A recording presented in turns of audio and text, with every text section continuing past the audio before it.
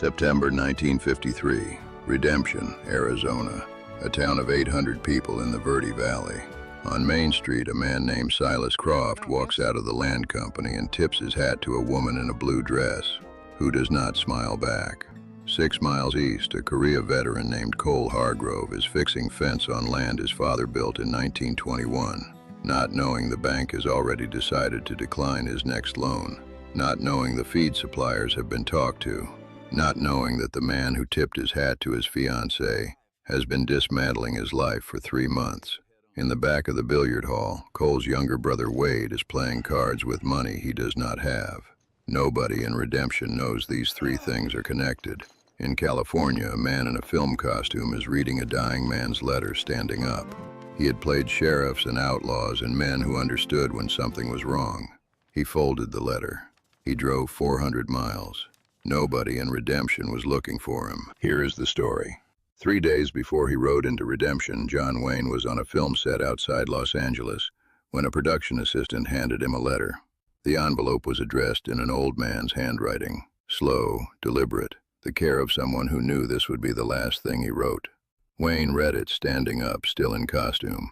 Then he folded it and put it in his shirt pocket. The letter was from John Hargrove Senior. In the winter of 1917, outside Verdun, a private from Arizona and Wayne's father had kept each other alive through 6 weeks of the worst fighting either of them had ever seen.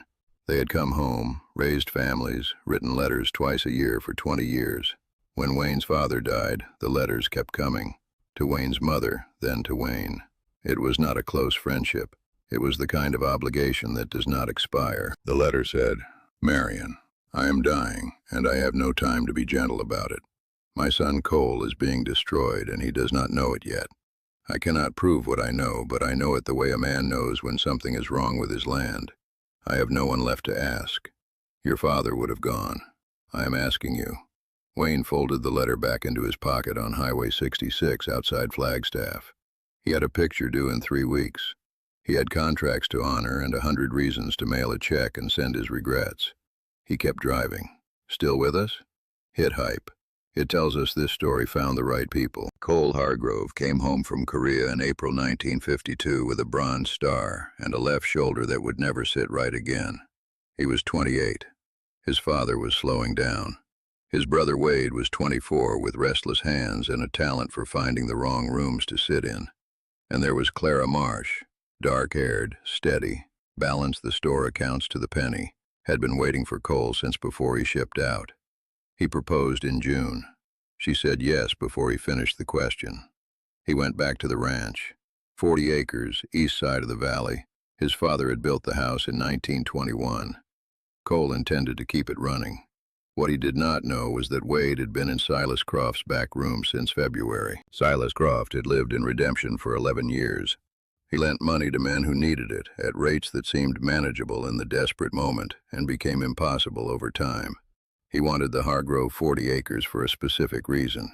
He owned the parcels north and south of it, and a Tucson land broker had told him in writing that all 3 together were worth $14,000, against $4,000 apart. John Sr. had refused twice. Now, John Sr. was dying. Wade had lost $800 in Croft's back room over 3 months. By May, he owed more than he could ever pay. Croft sat him down, poured bourbon, and explained that the debt could be managed. Cole ordered farming supplies every month from a Tucson depot, on the 15th, on the Morning Express. All Wade needed to do was pass along the schedule. Wade said no, went home, lost more money. Came back in June. Croft poured the bourbon again. At a gas station outside Holbrook, a man in a tan Stetson asked the attendant for directions to Redemption, 40 miles south on the county road. The man thanked him, paid for gas and coffee, and drove south.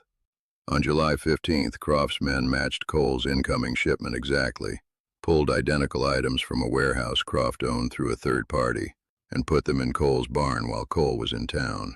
Sheriff Roy Denton, 4 years on Croft's payroll, $200 a month, conducted a search with the efficiency of a man who knows what he'll find before he finds it. Cole was not arrested. An arrest meant a trial. What Denton did instead was mention the report casually to 3 men at the hardware store. In a town of 800, that was enough. By August, the bank had declined Cole's operating loan. The feed suppliers had stopped extending credit. By September, Cole was 6 months from losing the ranch and did not know why any of it was happening. Clara had watched Wade for 3 months. She had seen the way he looked at Cole. Not ordinary brotherly irritation, but something behind the eyes that vanished when Cole turned around. She had seen the way Croft tipped his hat to her on Main Street with the warmth of a man who has decided he is going to have something and is waiting for the right moment. That Tuesday, Croft came into the store when her father was in the back. He leaned on the counter and looked at her the way he always looked at her.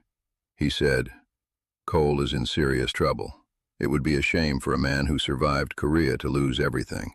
I have influence in this town. I could make certain problems disappear if the right person asked me to." Clara looked at him. Her voice was level. "My father will be out in a moment, Mr. Croft." Croft smiled.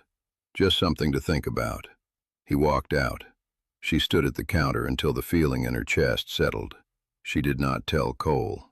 Cole had enough to carry. On the hill above Redemption, a station wagon came over the ridge and slowed. The man behind the wheel looked at the town, the water tower, the main street, the sheriff's truck in front of the county building. He looked at it the way a man looks at a town when he is deciding what it is. Then he drove down. Cole buried his father on Wednesday, Wade at the graveside with his hat in his hands, looking at the ground. That evening, Cole washed dishes alone and looked at the dark valley and felt the weight of being the last one standing. He did not know that Wade had left the graveside early to meet Silas Croft. That same evening, Cole answered a knock at the door. The man on the porch was large, in a canvas jacket and a tan Stetson. He held a folded letter. He said, "My name is John Wayne. Your father wrote to me 3 weeks ago. I'm sorry I didn't get here sooner." Cole stepped back from the door. Wayne came in. He read the letter aloud at the kitchen table, not because Cole needed to hear it, but because a father's last words deserved to be spoken in the house where the father lived. When he finished, he folded it and set it between them. He said, "Tell me what's been happening. All of it." Cole told him. The loan refusal, the credit cut off, the stolen goods report, the way men looked at him at the feed store. He told it straight, without self-pity, the way a man tells a story he has been trying to understand for 3 months. When he finished, Wayne looked at the letter on the table. He said, "Who in this town does Silas Croft own?" Cole said, "The sheriff." "Anyone else?" Cole was quiet a moment. "Doc Emmett hasn't been himself since spring." Wayne nodded. He looked at the window. He said, "Your brother, where does he spend his evenings?" Something moved across Cole's face. Not surprise exactly, but the expression of a man who has been not thinking a thought for 3 months and has just been asked to think it. He said, "The billiard hall." Wayne said, "Yes, and I'm telling you, this actually happened." The next morning, Wayne went to see Doc Emmett. Doc was 65, the kind of man who absorbed other people's bad news for 30 years and showed it in his eyes. Wayne sat across from him and said, "Your son Billy owes Croft money. I'll take care of it. You tell me what you know." Doc looked at his hands. Then he opened his desk drawer and handed Wayne 4 pages of careful physician's handwriting. Notes from the night Wade had come to him drunk and frightened and talked for 20 minutes before passing out on the examination table. Everything. Croft, the tools, the arrangement, what Wade had agreed to and what he feared it meant. Wayne folded the pages into his jacket. He said, "Get your son home, Doc. Croft won't be collecting that debt. Where are you watching from? Drop your state in the comments. I want to see how far this story reaches. If this story has you, hit the hype button. We read every single one." Martha Greer had run the hotel dining room since 1944 and knew everything that happened in Redemption. She had not spoken because Croft's man had come in July and sat at her counter for 2 hours without ordering, looking at everything with the inventory of someone counting what could be broken. Wayne came in at 7 before the breakfast crowd. He sat at the counter and ordered eggs. Then he said, without turning from his plate, "I know you saw Wade Hargrove and Silas Croft together the night John Senior died." Martha poured his coffee. "Whatever Croft threatened, it ends when Croft ends. And Croft ends this week. I need you to tell me what you saw." Martha looked out at Main Street. Then she told him. Wade and Croft in the alley behind the billiard hall, an hour after the funeral. Papers. An exchange. Croft's hand on Wade's shoulder, not warmly. Croft came into Clara's store a second time, 10 days after the first. Her father was at the bank. Croft did not lean on the counter this time. He stood at the center of the room and spoke plainly. He said, "I want to help Cole, but I need a reason to." He looked at her. "You're the reason, Clara. You come to dinner with me Friday, Cole's problems start going away." He paused. "All of them." Clara looked at him across the store. She said, "Get out." Croft said, "I'm not asking for much." Clara said, "I said get out." Croft looked at her for a moment. Then he smiled.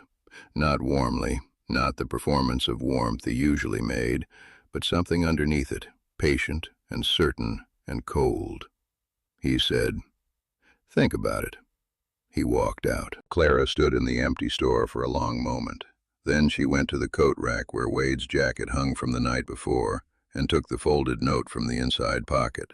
She read it once. Then she sat down. "We put everything into these stories. The height button is how you tell us to keep going." Wayne came to the store that afternoon. Clara set the note on the counter without a word. Wayne read it. He looked at her. She said, "How long have you known?" Wayne said, "Long enough." He picked up the note. "Let me talk to Wade first. Cole is going to need you steady when this comes out. Can you do that?" She looked at him. "I've been steady for 3 months already." Wayne said, "I know." He said it the way you say something when you mean it entirely. He found Wade at the billiard hall at 9 that evening, alone at a table near the window, a beer untouched in front of him. Wayne sat down across from him without asking. He set Doc's 4 pages on the table. He set Martha's note beside them. He set Clara's note on top. Wade looked at the table. He looked at Wayne. He said, "You don't know what Croft is." Wayne said, "I know exactly what Croft is. I've been in this town 4 days and I've talked to everyone he frightened into silence." He paused. "I also know what you are."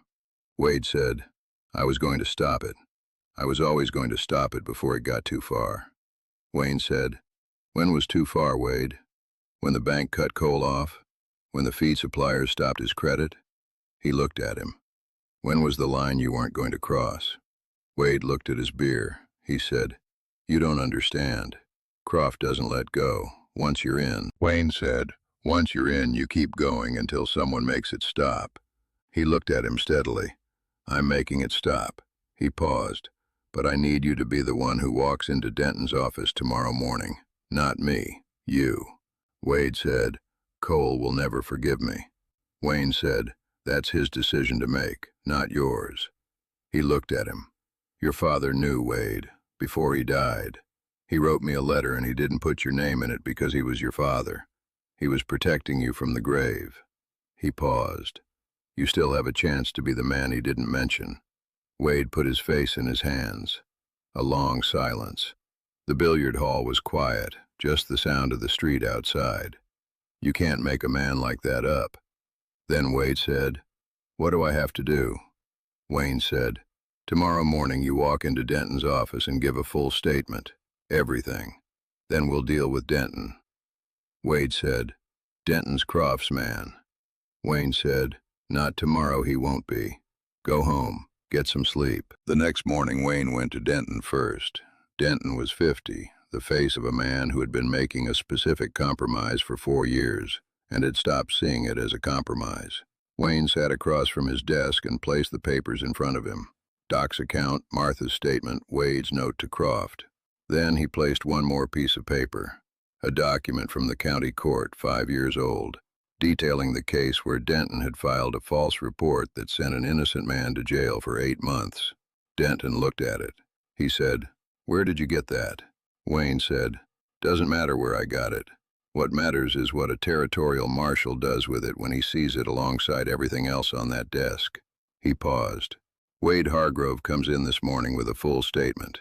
You have 2 choices. You take the statement and cooperate with the marshal's office, or you go down with Croft." He looked at him steadily.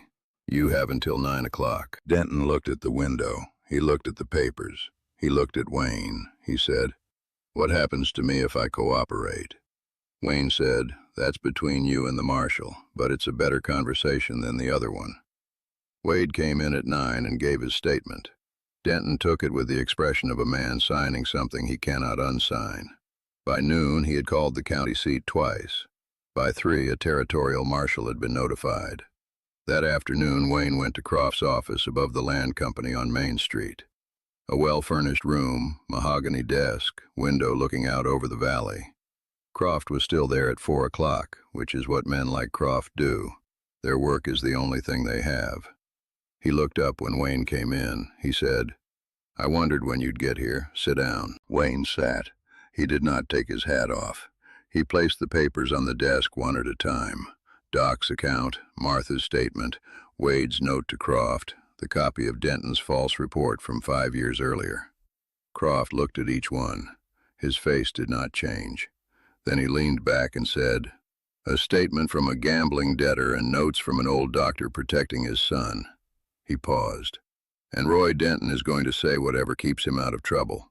None of this holds up in a territorial court. Wayne said, on its own, maybe not. He reached into his jacket and placed one more document on the desk. Records from a Flagstaff lawyer tracing the ownership of the storage depot back through 3 shell companies to Croft himself. Combined with Wade's statement and Doc's written account and a territorial marshal already notified, it holds up fine. Croft looked at the document. He was quiet for a moment. Something moved across his face. Not fear exactly, but the expression of a man recalculating a situation he thought he controlled. He said, this is a family matter. A son's gambling debt and a brother who made bad choices. He looked at Wayne. No marshal cares about that. Wayne said, the marshal cares about a storage depot owned through 3 shell companies used to frame a Korea veteran. He paused.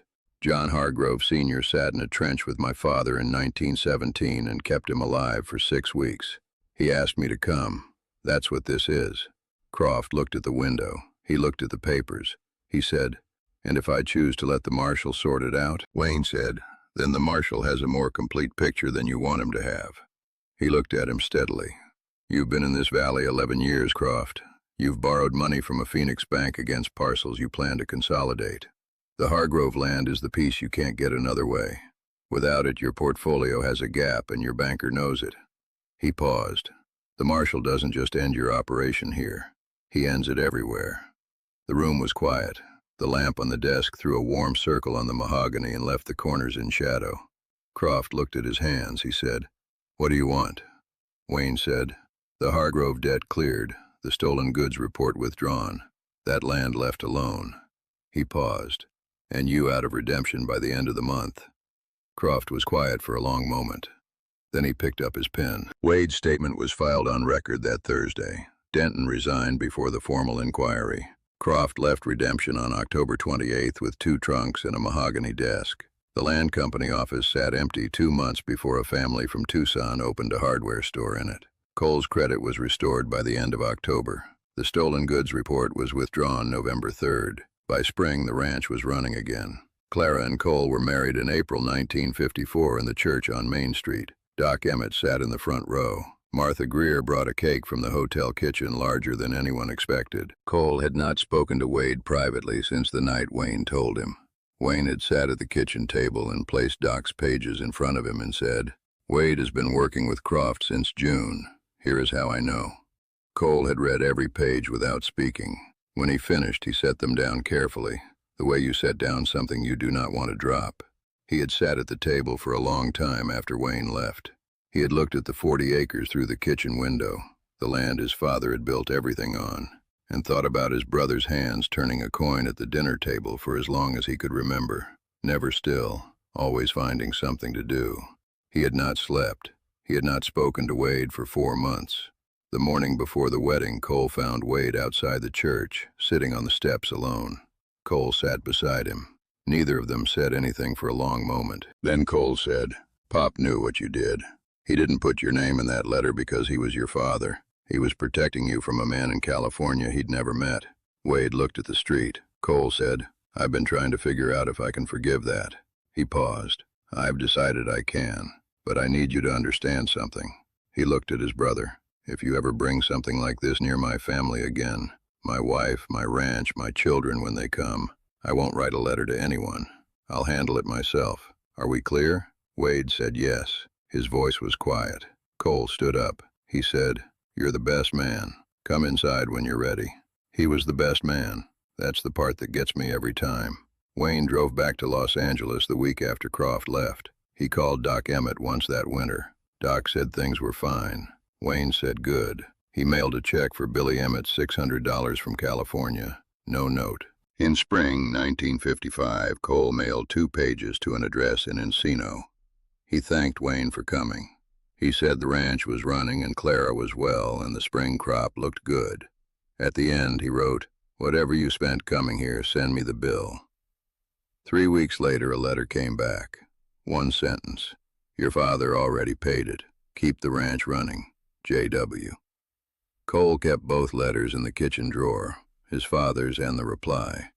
2 pieces of paper, one in a dying man's shaking hand and one plain and certain.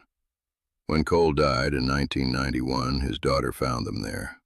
She sat at the table in the house her great-grandfather built in 1921 and read them both and sat with them for a long time. They are framed on the ranch house wall now, beside the window that looks east over the 40 acres. The morning light comes through and crosses both frames every day. It stays for a while, then it moves on. If this story reached you, do me a favor, pass it on. Share it with someone who showed up when it mattered. There are more stories coming.